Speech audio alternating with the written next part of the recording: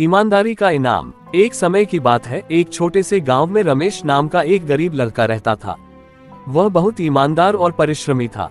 उसकी माँ बीमार रहती थी और घर चलाने के लिए वह गांव के सेठ जी के खेतों में काम करता था। एक दिन जब वह खेत से लौट रहा था तो उसे रास्ते में एक चमचमाती हुई थैली मिली। जब उसने थैली उठाई और खोली तो उसकी आंखें फटी रह गईं। वह थैली सोने के सिक्कों से भरी हुई थी। रमेश ने सोचा, अगर मैं ये सोने के सिक्के रख लूं तो मेरी सारी परेशानियां खत्म हो सकती हैं। माँ का इलाज हो जाएगा और हमें भूखा नहीं रहना पड़ेगा।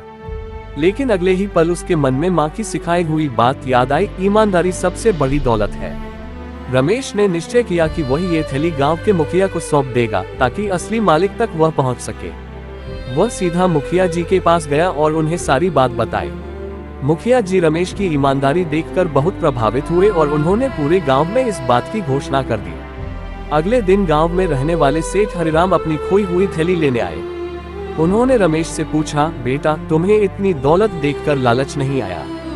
रमेश ने सिर झुकाकर कहा, सेठ जी, मेरी माँ ने मुझे सिखाया है कि सच्चाई की राह पर चलने वाला इंसान कभी गरीब नहीं होता। ये थैली आपकी है, इसे लौटाकर मुझे खुशी हो रही है।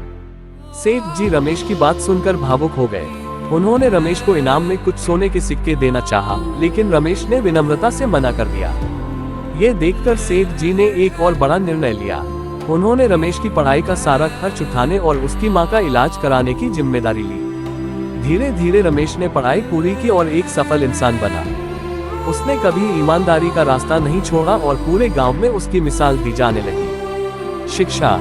ईमानदारी और सच्चाई के रास्ते पर चलने वाला इंसान भले ही कुछ समय के लिए कठिनाइयों का सामना करे, लेकिन अंत में उसे सच्ची सफलता और सम्मान जरूर मिलता है।